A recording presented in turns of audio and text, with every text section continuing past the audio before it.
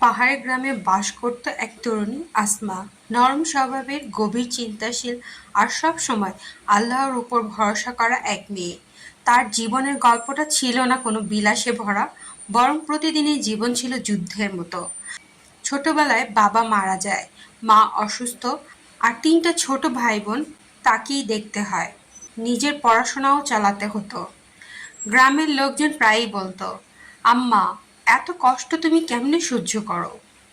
আসমা হেসে বলতো, আল্লাহ তো বলেছেন, আল্লাহ কোনো আত্মাকে তার সাধ্যের অতিরিক্ত বোঝা দেন না। একদিন হঠাৎ করে তার মায়ের অবস্থার অবনতি হয়। গ্রামে ডাক্তার নেই, শহরে নিয়ে যাওয়ার মতো টাকাও নেই, চেনা কেউও পাশে নেই। রাতে ছোট ভাইটি জ্বরেও কাঁপছে। চারদিকে অন্ধকার আর হতাশার ছায়া।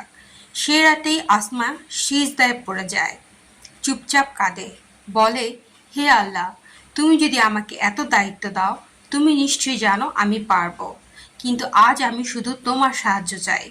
পরদিন সকালে আশ্চর্যজনকভাবে এক সমাজসেবী সংস্থা সেই গ্রামে আসে, চিকিৎসা সহ কিছু সাহায্য নিয়ে। মা বেঁচে যায়, ভাইয়ের জ্বরও সেরে যায়। আসমার এই ধৈর্য, আল্লাহর উপর বিশ্বাস ধীরে ধীরে সবার কাছে উদাহরণ হয়ে ওঠে। গ্রামের মেয়েরা তাকে দেখে অনুপ্রাণিত হয়। একদিন এক আন্তর্জাতিক সংস্থার স্কলারশিপ পায় আসমা। শহরে পড়তে যায়, পড়াশোনা শেষ করে ফিরে আসে ডাক্তার হয়ে। নিজ গ্রামে ক্লিনিক গড়ে তোলে, আর ক্লিনিকের দেয়ালে ঝুলে আছে একটি আয়াত, আল্লাহ কোনো আত্মাকে তার সাধ্যের অতিরিক্ত বোঝা দেন না। সূরা বাকারা আয়াত 2, 8, 6।